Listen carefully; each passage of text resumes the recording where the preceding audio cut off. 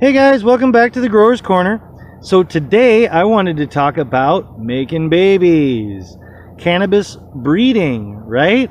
How do we make them seeds? How do we make those cool strains? Well, in the simplest way, you take the pistil and the pollen and you put them together. So when the female hair comes out, when the female plant has reached sexual maturity, roughly about 15 to 25 days into flowering, when it's starting to get those little tiny little buds noding up and they're just poofing with little hairs, it's ready to go, ready and wearing. Now, I like to pollinate several times throughout the flowering process, and I start right then. But as the plant progresses, it's going to bulk up, it's going to produce more flower, more hairs, etc. So you can dust it several times throughout the flowering process, but any longer, they need between 30 to 45 days to fully ripen, to fully mature. So you need to make sure you've got enough time to finish them out. That's another reason I like to start early.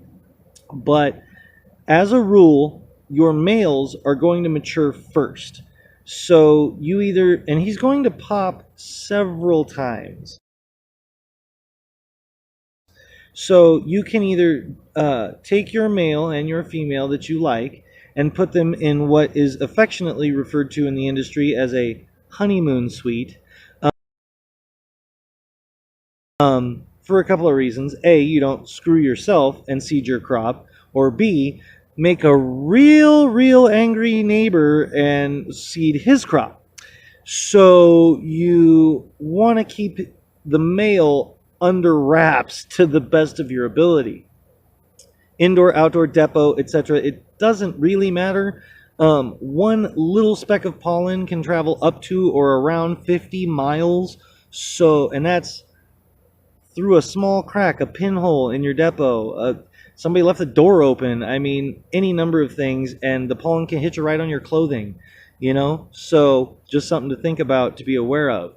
Now, once you've got your breeding pair under control, if you're not seeding the whole female over and over and over again, if it was a cutting that you got from a friend, if it was one seed that you had that you planted that happened to come up female and now you're going to mix it with this other strain that you have, you need to make sure that you are, if you want some of that to smoke and you're not going to seed the whole plant, you need to make sure that you are okay with getting subpar quality pot, because that plant, as soon as you pollinate it, is going to go, okay, seed mode.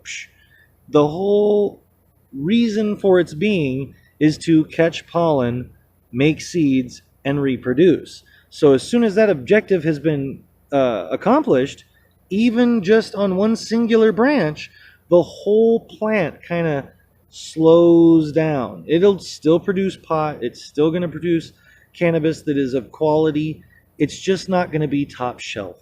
It's not going to be the best that it could be, because a third or a half of its energy is now being diverted, its attention is being diverted to making those seeds as awesome as they can be. So you need to be aware of that happening to your plant.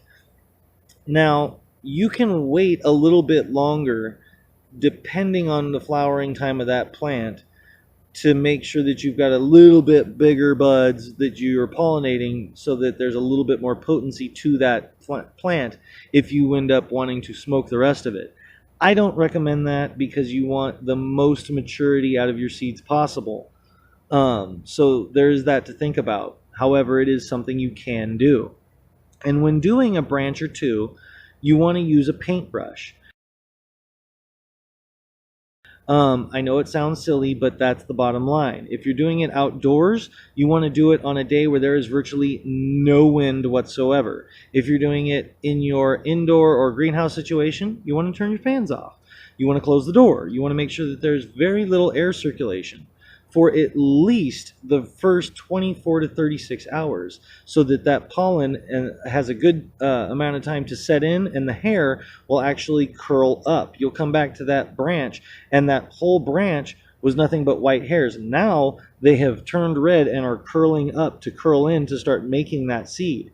So that's an indicator that A, the pollen took, B, it's okay now for you to turn the fans back on, open things back up a little bit, because you don't have to worry about it spreading to the rest of your grow or a neighbor's grow as much.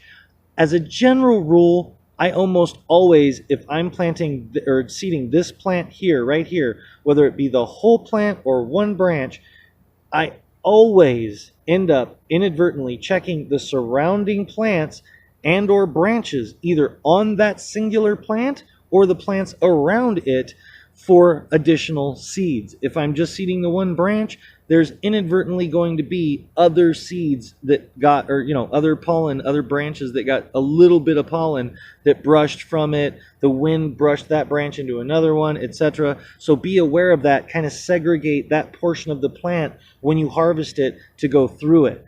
Again, guys, just some stuff to think about. When your seeds are mature, it's time to harvest. Any more time than that, and they could pop out, that you could lose a bunch of them. Or if you harvest too early, they're not going to be mature enough, and you're going to get a really piss poor germination rate. So, just some stuff to think about, stuff to keep in mind. Until next time, this is the Grower's Corner.